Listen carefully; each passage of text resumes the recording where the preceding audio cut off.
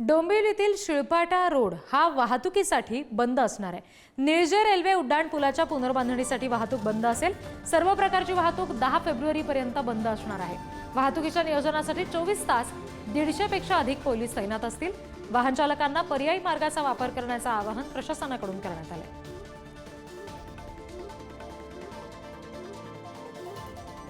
जावं नाही पडणार साहेब। आणि ट्रॉफिक एवढं एक दोन घंट्याचं ट्रॉफिक लागेल तर कसं होणार? पॅसेंजर कसं वैतागणार ना। शेवटी आम्हाला नाहीला तरी मध्ये सोडावं लागेल।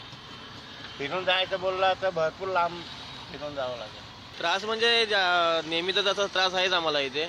आणि आता जर काही ब्रिजचं काम वगैरे करतायत तर थोडंसं बरं वाटेल। थोडं फ्रिक्वेन्सी जी आहे ट्रॅव्हलिंगची थोडं काहीतरी रिलीज होईल असं वाटतंय। मॉर्निंगला आणि इव्हिनिंगला तर ट्रॅफिक एवढं असतं की म्हणजे मुवमेंट होताना पण खूप मारामारी होते इथे। म्हणजे गाडी कुठून करायची काय करायची, एक तर ऑफिसला जायचं असतं सर्वांनाच। आणि इकडे असं वाटतं की म्हणजे दुसरा जर का हे असता रस्ता असता आणि दुसरा जर का वेळ दिला असता की बाबा हां ऑप्शनमध्ये ठेवला असता तर बरं झालं असतं। अजून पर्यायी मार्ग दिला नाही, पण पर्यायी मार्ग दिव्या मार्गे आणि तलोजा मार्गे दोनच मार्ग आहेत। निळजे पलावा रेल्वे ट्रॅकवरील ब्रिज पुनर्बांधणीसाठी आज या ठिकाणी 5 फेब्रुवारी ते 10 फेब्रुवारी या कालावधीत हा संपूर्ण काटई पलावा वाहतूक ही बंद ठेवण्यात येणार आहे। त्या वाहतूक बंदमुळे मोठ्या प्रमाणात वाहतूक कोंडी इथे नागरिकांना सहन करावी लागणार आहे। मात्र वाहतूक कोंडीवर तोडगा काढण्यासाठी पोलीस प्रशासन देखील सज्ज झालेले आहेत। पोलीस प्रशासनाने आपली कंबर कसली आहे।